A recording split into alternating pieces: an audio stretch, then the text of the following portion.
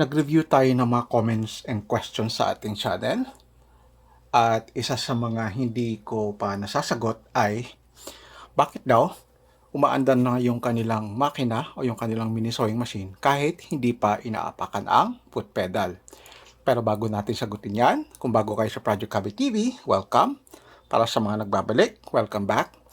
At para sa hindi pa nakapag-subscribe, i-click lang ang subscription button na nasa ibaba kasama ng notification bell. Huwag rin kalimutang bigyan ng malaking thumbs up ang ating video at i-share. And of course, follow us on our social media account. Salamat!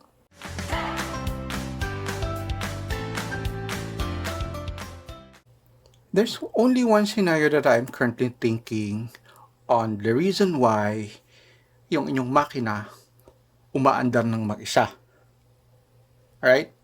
Bago nyo pa isaksak yung inyong makina, naka-switch on na ito. So, magtataka kayo, bakit umaandar yung makina ko? Hindi ko pa inaapakan yung foot pedal. So,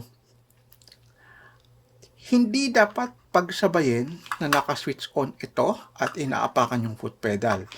Kasi kung gusto ninyo yung foot pedal ang, for a lack of a better term, magmamaneho ng inyong makina, dapat naka-switch off to. Ganun siya. Alright? So, it might be na kung tinatago ninyo pa sa karton yung inyong makina, baka napindot nyo ito accidentally at naka-switch on siya. So, nakasaksak. Hindi natin alam na naka-switch on pala. Then, by the time na gagamitin nyo na, pagsaksak nyo, umaandar. So, papatay nyo na dito. Alright? Unless may short circuit sa loob. Yun yung malaking problema. May short circuit sa loob. If that happens, pacheck nyo sa marunong magkumpuni ng electronics. Unfortunately, guys, when it comes to current or function ng switch dito, ayoko magmarunong kasi hindi naman tayo electrician or electronics engineer na malaman natin yung function or yung how the switch works. Alright? Yung mga mechanical something doon sa loob sa connection. So, yun. Pero one scenario that I'm currently thinking again is naka-switch on na ito. So, ayan. Ang primary reason kung bakit may switch tayo dito, may foot pedal. Pwede nyo sabihin, bakit hindi na lang wala na lang sanang switch dito, foot pedal na lang. Siyempre, may mga tao na sanay gumamit ng switch mismo sa kanilang makina, yung sa main body mismo ng makina. May mga tao din na sanay gumamit ng foot pedal. And for me, mas efficient, mas comfortable, mas maganda na for me na gamitin yung foot pedal kasi mas may control ako sa hinahawakan kong tela. So, nasa tao naman yan eh.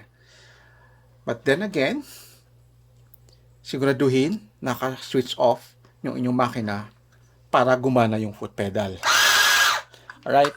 And also, para sa mga kakatanggap lang ng inyong makina, I understand, completely understand. Same thing din nangyari sa akin before.